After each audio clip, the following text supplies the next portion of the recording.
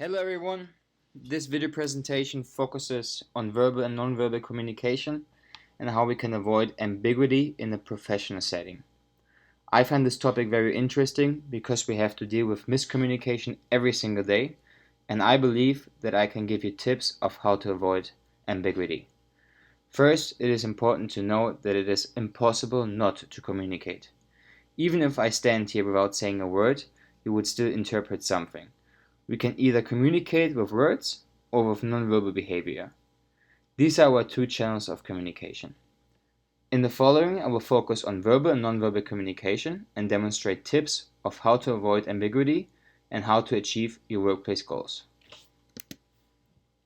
This is my reference, which is called How Do Speakers Avoid Ambiguous Linguistic Expressions and was published in 2004. How is it possible to avoid ambiguity? These are some tips. First one is avoid inflammatory language. But what does that mean? Inflammatory language promotes emotions, and that can be either positive, such as you are getting amused or inspired, but very often it is negative, and you will get defensive. To prevent a negative outcome of inflammatory language, we have to use two guidelines. First, we have to avoid biased language, which means that we should use neutral language.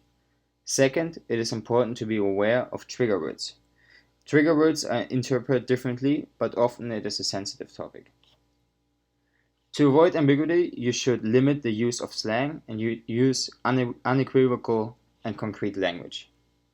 Unequivocal means that there is just one meaning behind a word or sentence and can be interpreted in many ways. Jargon, judiciary are professional words in a specific field and in a specific setting. This can be very beneficial because it saves time in the professional setting and you seem more credible. The costs are that not everyone will understand you exactly, and this can cause trouble. So now I would like to present you some examples of ambiguous language and show you a way of how to communicate more clear. So the first example is, I will need more time. Instead, you could have been said, it will be completed by tomorrow the 18th at 8 a.m. So that your boss does not have to interpret how much time you actually need. The second example is, we have to work harder to achieve our goals. Well, what are our goals? In what fields do we have to work harder? So there's room for interpretations again. Instead, you could have said, we need to increase the monthly sales by 6% in order to meet our expected returns. The last example is, we need more accountants. Why do we need it? How many do we need it? When do we need them? You could have said, we need to hire 3 more accountants in order to work efficiently.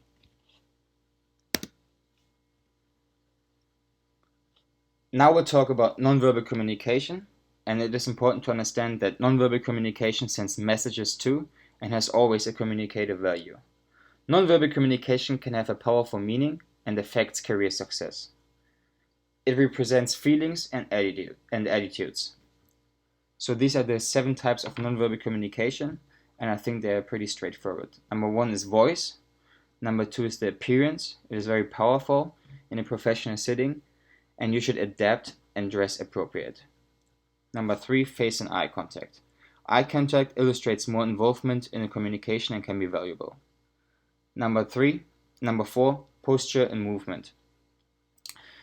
Posture and movement reflects attitude and illustrates feelings.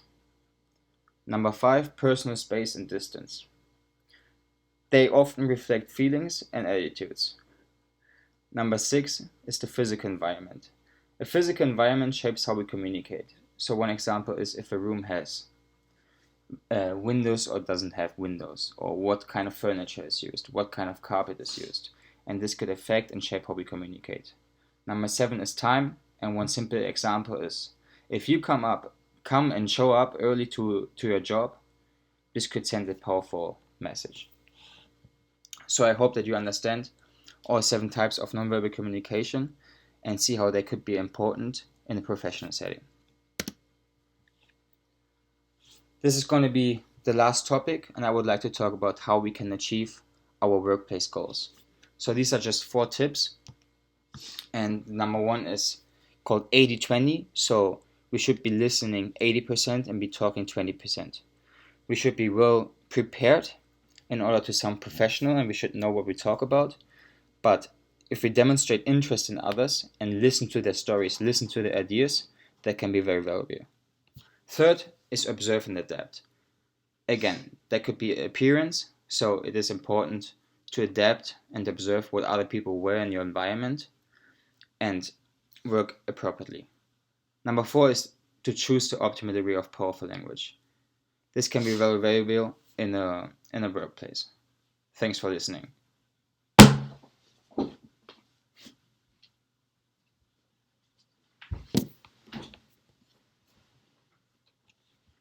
How do I stop it? I think it should be in. Was okay or not? It could be very valuable.